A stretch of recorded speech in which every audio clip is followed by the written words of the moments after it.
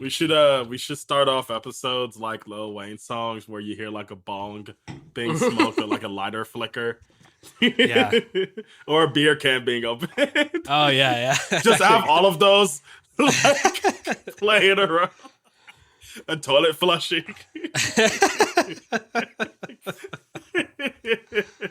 uh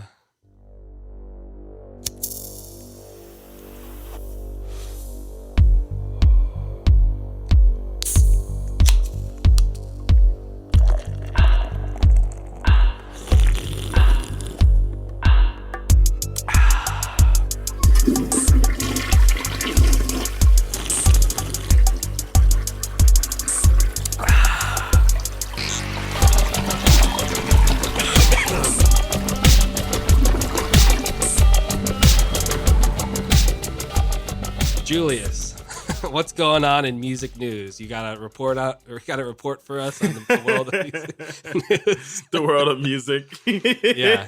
What's the scoop on your what's the word on the street? I think like something that made me laugh recently was it's like reset because like people are like that was like an hour ago, it's over. Like, like news goes by a fucking second now. But rap beef is a really funny concept to me nowadays because beef should have honestly died with Tupac and Biggie because I don't know.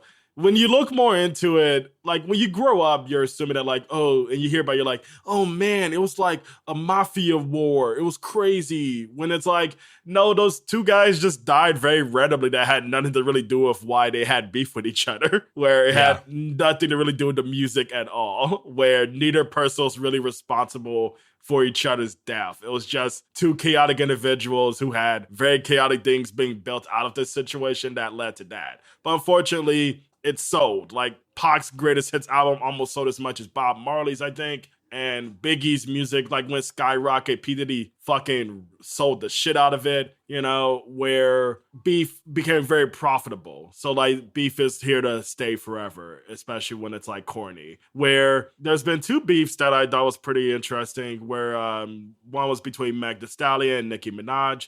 And the other one, which unfortunately is my least favorite kind of beef, where there's no music to come out of it, JPEGMAFIA and Freddie Gibbs, where Nicki Minaj and Meg Thee Stallion, their thing carried over from the whole situation between Meg Thee Stallion and Tory Lanez, and pretty much Nicki Minaj is in big hater mode.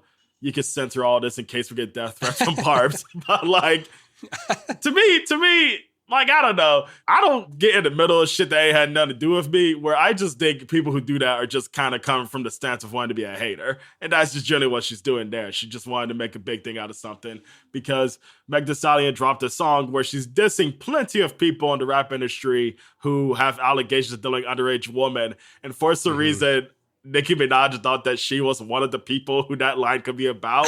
So then she went on to spend 72 hours obsessing over on IG Live, saying that I have a song I made 4 years ago that's gonna ruin Meg Thee Stallion's career. And Meg Thee Stallion is still a relevant artist. She's still not like blackballed or anything. Like she's still around because the song unfortunately wasn't really that good. Okay, so she put it out because I'm not fully up to the Like Meg Thee Stallion, because Meg Thee Stallion has a song called Hiss, which decent song. It's not anything like great to go home with. It's just her, venting. She's just like, I'm tired of y'all fucking with me, which considering the years she had as a rapper, I don't blame her, Yeah, I mean... Yeah, like talk your shit. That's what you should do as a rapper. Talk your shit in the studio, not on IG Live or Twitter, And Nicki Minaj ended up dropping Bigfoot after a day of talking shit and saying, I've had this song for years, been waiting for an excuse to drop it. And the reason why I'm bringing that part up a lot is because when you hear the song, it's so clearly made last minute. Like, that beat could not have been made 5 years ago. It was made 5 minutes before it got uploaded.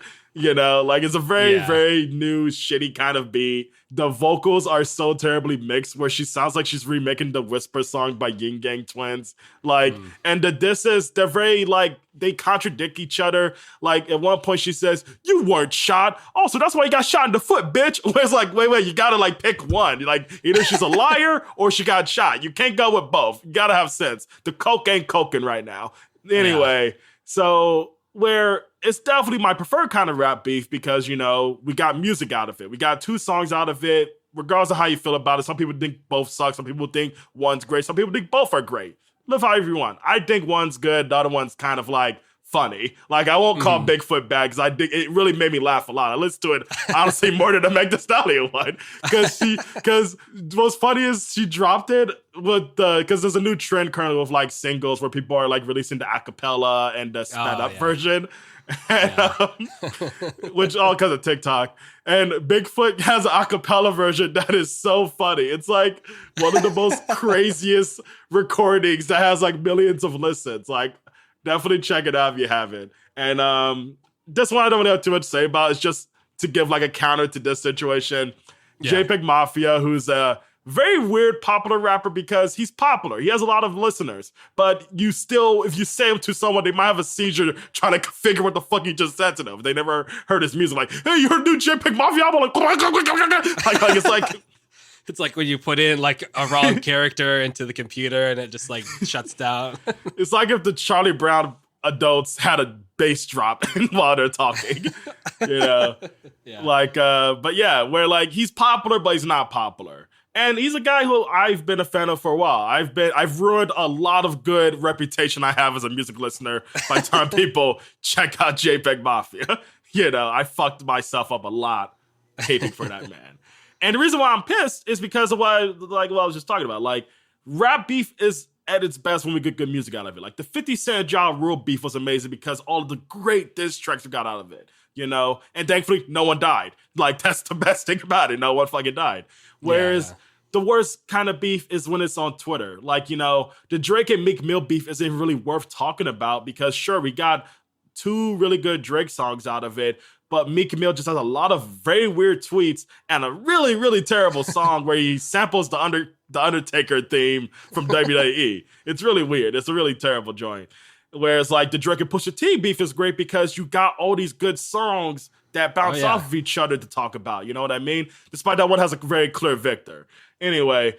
Yeah. And well, it stands out, at least for me, as just being memorable. Like, you know, like regardless if it was an open secret or whatever at the time, a lot of people found out like that Drake has a son, and I think it changed the way Drake carries himself from now on. Like, he posts pictures of that son at all times. Like, "Hey, I got the son, remember?" All right. I don't want to get too off track, but like, because I just need to say this about that beef, because there are people who like to argue that Drake won. And my thing is with beef, no one really wins. Everyone gets to make money, you know? Pusha T made a lot of money. Pusha T is selling tours because of that beef, you know? And Drake is now considered more of a rapper because of that beef. Everyone won in that beef. But people who want to argue that Drake won the beef, I just don't get that because Pusha T gained listeners from that whole situation.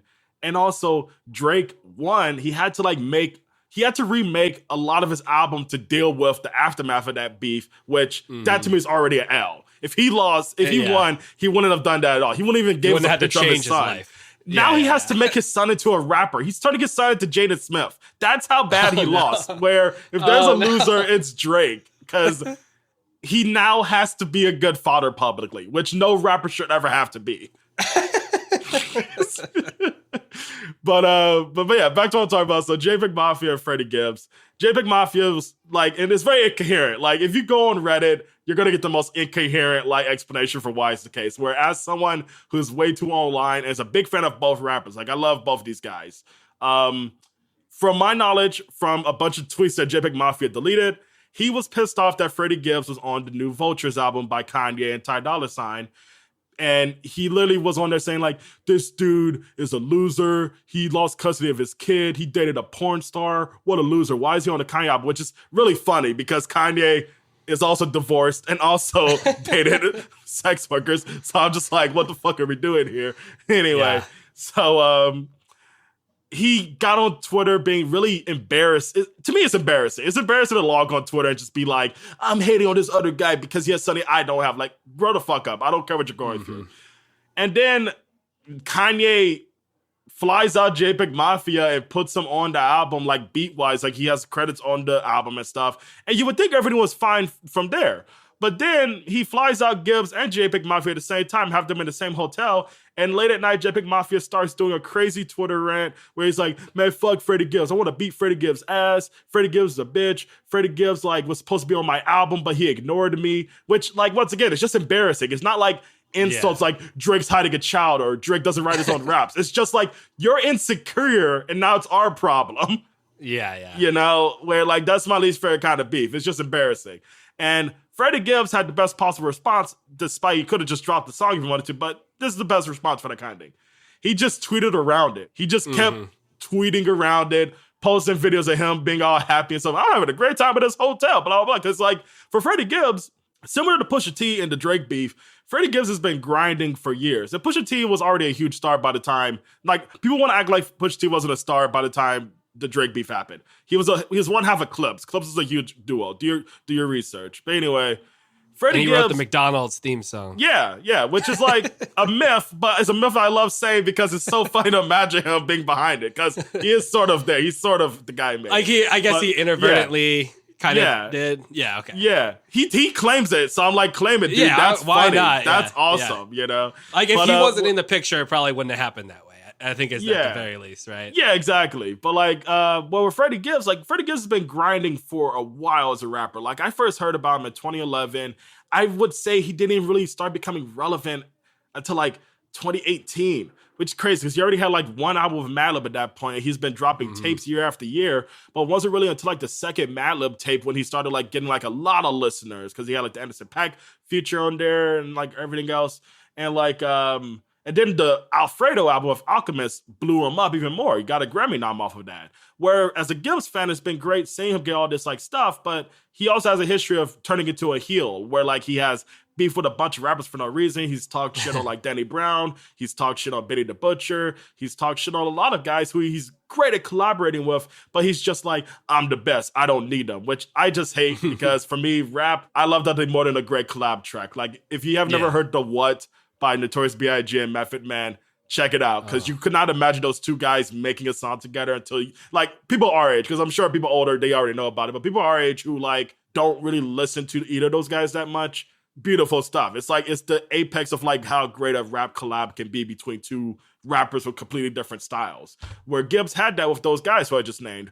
But anyway, so Gibbs is winning just off the fact that he's on a Kanye album. And it's one of the most popular songs on the Kanye album, where is a clear victor here, but it's one of these fair kind of beef because it's not about the music. It's just about insecurity and a bunch of weird shit around it, you know, where that's new for me with beef. One of the funnier things that I will end this with is that in the middle of JPEGMAFIA's like very drunken rants, he shared a like video of him like playing a song that he produced on Vultures, and he had this girl, like, here's my theory. He had this girl talking in the background about Freddie Gibbs ruined the song on the Kanye album. Like, it would be so much better if Freddie Gibbs wasn't on it. Like, you can hear in the background if you turn up the volume. And it's like, this is sad because this guy told one of his like woman friends or whatever to just talk while he's just trying to make a, oh, it's me, selfie, my beat is on the album. And where like he wants people to like listen deeper to hear that he convinced someone that Freddie Gibbs is the worst part of this song, where if you haven't heard the Vultures album, I don't blame you. The album kind of stinks. But like the song that Freddie Gibbs is on, Back to Me, it's like, it feels like it's a 7-minute song. I don't want to bother looking up how long it is, but it literally is not good until Freddie Gibbs shows up in the last minute. It's one of the worst songs Kanye has made. Like, I swear to fucking God. And Kanye has made a lot of bad songs in the last few years, but it is down there where Freddie Gibbs is literally like, I'm not dick riding on it. I'm just being honest. Like, bro, listen with your ears. You can't argue that this motherfucker ruined that song, where it's just, I hate when the rap beef is really sad and we don't get the music out of it. As compared to Nicki Minaj and Meg Thee Stallion, it's sad, but it's funny, and we got music out of it, you know? Right. That's what's new with music for me. Well, yeah. Beef it's one of those weird things where, yeah, it's fun until it's not fun anymore when it either goes the direction of, well, tragedy and death and violence. Obviously, that's taking it way too far. But then there's also the times where it's like they are kind of not all in it, or like they're just like having a little mini meltdown or something, like getting their feelings out there in a way that's like very petty and stuff like that. It's sad, it ruins the music. I have not been able to listen to JPEGMAFIA in a while because of that, which is crazy. He's been like on my Spotify rap top 5 for the last like 4 years. Where that it's hurted for me, which is really funny considering the things that rappers do where you should stop listening to them for. But for me, there's nothing worse than an embarrassing Twitter rant. I mean, that happens a lot with just artists, like just kind of being whiny in a way where it's it's sad. Like, what? Come on now, like, is it really worth this? Mm-hmm. But thankfully, the albums we're talking about today are by. Well, one of them is by an artist who was very secure, because we'll go into a bit, but like, rest in peace, Tupac. Not the most secure rapper mentally. Yeah, he's very... we can be honest. He had a lot of paranoia. A lot going on, from just straight up aggressiveness and he didn't hide any of his feelings. If I was shot, like, I think he got shot like 7 times the first time. It's some amount. I don't know. Look it up, the Tupac historians. But like... Yeah. If there's plenty of documentaries out there. But if I got shot that many times in the same building Biggie and P. Diddy are at, and then I had to go to jail right after for something that wasn't really even my fault, I'd be mad as fuck too for the rest of my life. So I can't blame Pac for how he is, but it's something I just want to clarify with what I was saying. But Willie, chill guy from what I know. He's not going on Twitter. The ultimate chiller. Yeah, the ultimate chill. Not that he didn't have his issues, but he's, I would say, the ultimate chiller. Never any beef with anyone. I mean, I'm sure people were upset with him for various reasons, probably just their own stuff. Like, I don't think he ever did anything wrong. I think he's all good. Well, I can't say. Maybe the ex-wives would have a different side of the story, but ex-wives. He's had a lot of wives and a lot of kids and cheating and all that. But golden rule of this podcast: do not date musicians. I love my musician friends. You should take that as just be a good person. Don't take offense of what I said. Just don't prove me wrong. That's what I'm telling you. Yeah, musicians, you got a lot of work to do to prove your worth. Yeah, because the guys and girls that y'all look up to as musicians, they are why I'm saying that. Okay. Yeah. Before we go here, just want to plug our social media. Feel free to give us a follow over at Instagram at the GMS Pod. Also on TikTok at the GMS Pod, and Twitter at the GMS Pod. And send us an email, thegmspod@gmail.com. And on whatever platform you're listening to this podcast on, be sure to leave us 5 stars if you really like what we're saying. And even if you just like us, and you didn't like the episode, just do it, because it helps us, and it will help you by being able to say, hey, I listened to a 5-star podcast. I did this. This is my doing.